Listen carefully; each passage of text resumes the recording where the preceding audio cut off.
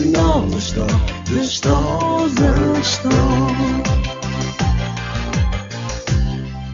Ефир Знание.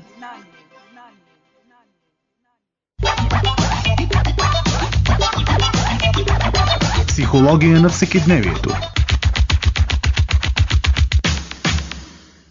Вече споменах, че днес в тази наша рубрика ще говорим за ревността, феномен, който Шекспир е нарекал на времето зеленоокото чудовище и който, бих казала, е толкова ежедневен, че чак човек се чуди дали не се е превърнал в част от дневния режим на мнозина. За да опитаме да го разберем по-добре, се обръщаме към семейния консултант, психолог Галина Тодорова, която вече е на телефона във Варна. Здравейте! Здравейте! Всъщност, защо ли ревността е назована от Шекспир точно зеленооко чудовище? Какво име на зелените очи? Това е интересен въпрос, наистина. Така? Моето обяснение би било, така като се замисля, чудовищата често ги описват с зелени очи, но може би защото зелените очи имат способността да хипнотизират човека, да го вцепеняват, да го подчиняват, а може би и защото често в литературата знаете, че срещаме това сравнение. Отровно зелено. Да. Отровно зелено. Може би защото ревността е отрова за любовта. Да. Знам ли, сигурно е това. И друго се досещам аз. Магиосниците от легендите, в почти всички легенди са зеленооки. Има нещо магично необяснимо и отровно, вече казахме. Добре, Галина. Последна сметка, какво я поражда в човешката психика? Какви дефицити или може би излишъци и крайности? Ревността си е сложен психологически процес и какво я поражда? Причината не е една. Аз си мисля, че и не само, че си мисля, но съм и убедена в това, че е чувство, което е продиктувано от нашите нагони, от животинското в нас. Защото човека не е само разум и чувства. Нали? Да. Ние носим в себе си нагони, които са животното в нас. И тя е дълбоко закодирана в еволюцията на човека. Като инстинкт в гръбначния ни мозък, както казвате вие специалистите. Да. Като инстинкт, и аз си мисля, че не бива да й позволяваме на животното да язди нас. Нали? Би трябвало ние да яздим него, но всеки изпитва ревност. И причините за това са, пак казах, дълбоко в еволюцията на човека, в неговото устройство, като физика, като психика. Искате да кажете, що ме свързвате така и опитвате да обясните на едно инстинктивно ниво, че вероятно е свързана именно с някаква конкурентност, която съществува в тази животинска плоскост. Който също. Да, с егоистичното чувство в човека, което аз подкрепям, когато егоизма е здравословен. Когато е благодарение на егоизма, човечеството е оцеляло. Всеки от нас го носи в себе си. Без тази индивидуалност, какво щяхме да правим? Точно, зависи в каква степен, разбира се, е този егоизъм. Нали? Нека да не прекрачваме границата. Говоря за оня полезен егоизъм. И оттам вече е ревността породена. И си мисля, че всеки човек изпитва тази ревност. Има психолози, има становища, които смятат, че любовта е несъвместима с ревността. Аз не смятам така. Аз мисля, че напротив, любовта е свързана с ревността. Особено в началото. Особено в началото на пораждане на връзката. Но причините, разбира се, че не са само свързани с нагоните, те са после и в самото детство можем да ги търсим.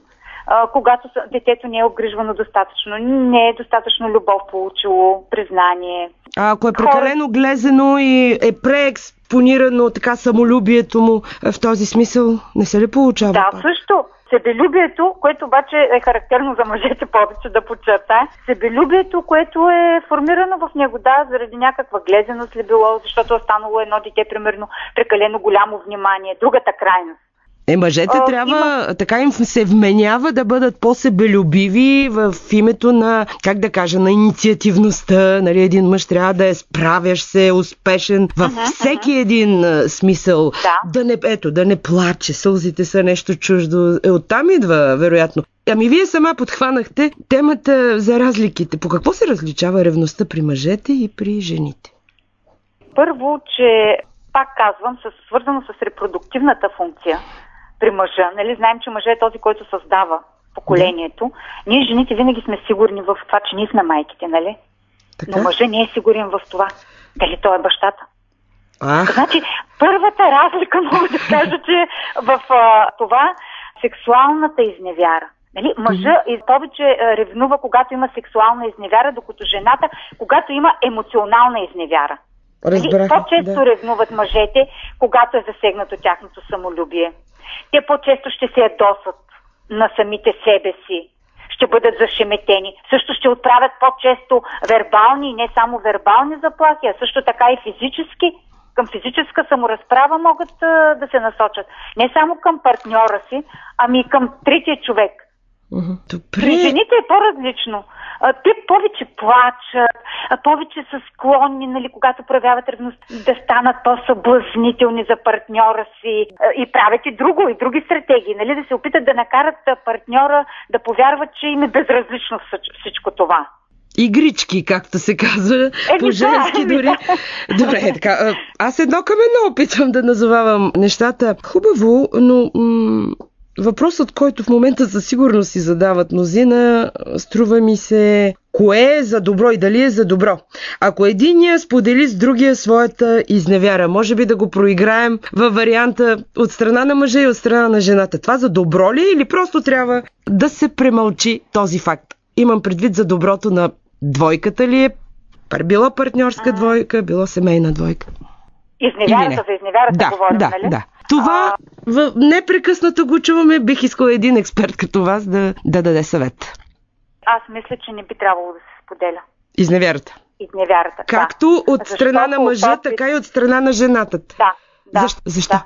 Защото от опит в кабинета си, в моя кабинет идват хора, които са го правили това нещо. Толкова болка.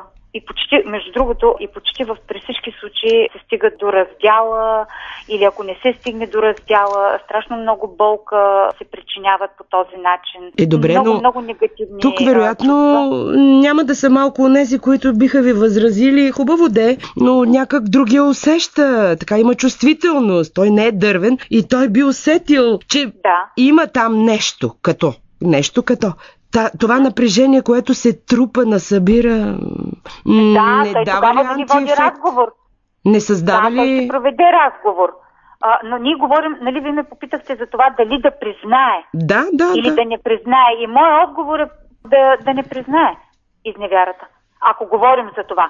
Но когато подозира, вече това е друго, нали? Когато аз подозирам, че човека срещу мене или партньора ми има нещо общо с друг човек, нали? Аз мога да седна и да поговоря с него вече. Задължително даже трябва да седна и да поговоря, а не да го тая това всичкото в себе си. Тоест трябва да се обговарят. Нещата не трябва така да остават, как да кажа, висящи в един вакуум. Ами благодаря ви за това. Включвам при всички положения, кажете с половин дума накрая. Ревността като феномен и при мъже, и при жени е свързана с проблем в нашата самооценка.